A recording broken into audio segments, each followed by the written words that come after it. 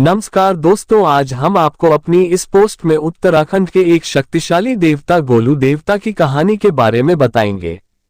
अभी तक आपने लोगों को मंदिरों में जाकर अपनी मुरादें मांगते देखा होगा, लेकिन उत्तराखंड के अल्मोड़ा और नैनीताल जिले में स्थित गोलू देवता के मंदिर में केवल चिट्ठी भेजने से ही मुराद पूरी हो जाती है। इतना ही नहीं, गोलू देवता लोगों को तुरंत न्याय दिलाने के लिए भी प्रसिद्ध हैं। इस कारण इन्हें न्याय का देवता भी कहा जाता है। नैनीताल जिले के भवाली में स्थित गोलू देवता के मंदिर में चिट्ठियों की भरमार देखने को मिलती है। प्रेम विवाह के लिए युवक युवती गोलू देवता के मंदिर में जाते हैं। मान्यता है कि यहाँ जिसका विवाह होता है उसका वैवाहिक जीवन हमेशा खुशियों से भरा रहता है।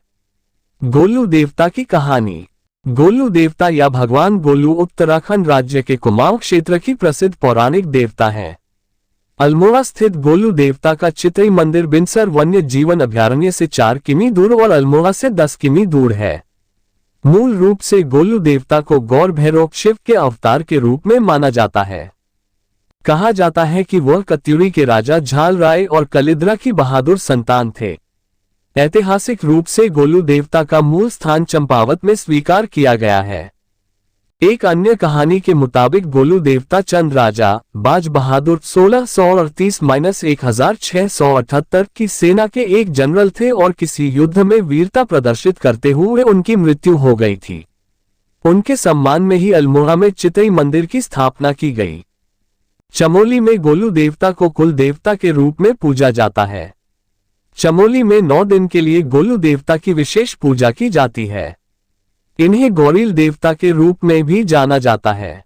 जैसा कि आप सभी जानते हो कि उत्तराखंड को देवभूमि के नाम से भी जाना जाता है, क्योंकि उत्तराखंड में कई देवी देवता वास करते हैं जो हमारे इष्ट देवता भी कहलाते हैं, जिसमें से एक है गोलू देवता। तो हम आज आपको अपने इष्ट देवता गोलू देवता की कहानी को बताने जा रहे हैं, जो लोककथित व लोकगाथा पर आधारित है।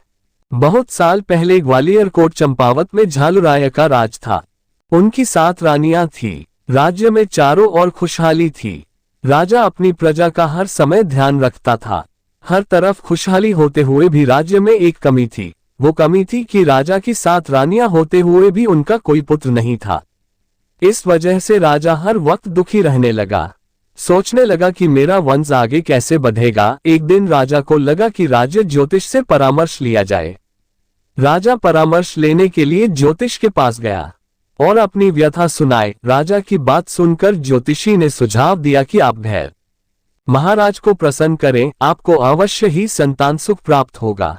ज्योतिषी की बात मानते हुए राजा ने भैरव पूजा का आयोजन किया। गोलू देवता का मंदिर। भैरव जी महाराज को प्रसन्न करने का प्रयास किया। भैरव जी महाराज ने राजा को सपने में दर्शन दिया और कहा कि आपके भाग्य में संतान सुख नहीं है, अतः मैं स्वयं आपके पुत्र के रूप में जन्म लूंगा। इसके लिए आपको 8वीं शादी करनी होगी, जिससे आपको पुत्र की प्राप्ति होगी।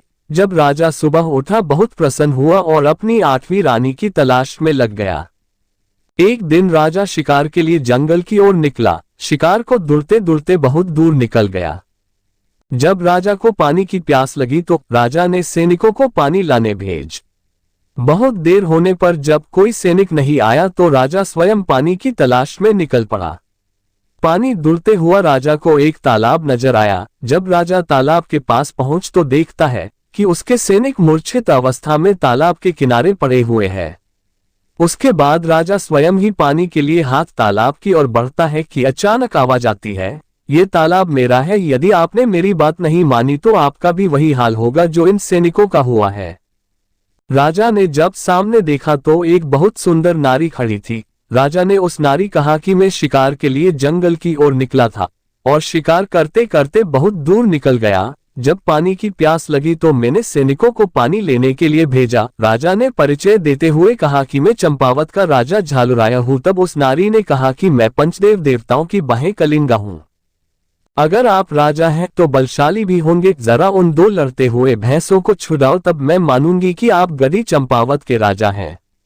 राजा ने जब उन भैंसों को लड़ते देखा तो कुछ समझ नहीं आया कि कैसे छुड़ाया जाए। राजा ने हार मान ली। उसके बाद नारी स्वयं जाके उन भैंसों को छुड़ाया। राजा ये सब देखकर आश्चर्यचकित हो गया उस नारी के इस करतब पर। तभी वहां पंचदेव पधारे और राजा ने उनसे कलिंगा का विवाह प्रस्ताव किया। पंचदेव ने मिलकर कलिंगा का विवाह राजा के साथ कर दिया और राजा को पुत्र प्राप्ति का आशीर्वाद दिया। कुछ समय बीतने के बाद राज की 8वीं रानी गर्भवती हुई।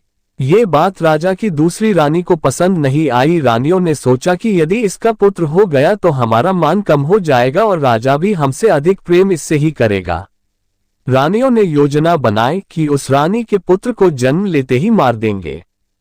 जब पुत्र का जन्म होने वाला था तो 8वीं रानी के आंखों पर पट्टी बांध दी गई और जैसे ही पुत्र का जन्म हुआ तो उसको फेंक गौशाला में दिया गया और रानी के सामने लोन सिलट मसला पिसने का एक साधन रख दिया गया। जब रानी ने देखा कि उसका पुत्र नहीं लोन सिलट हुआ तो रानी बहुत दुखी हुई।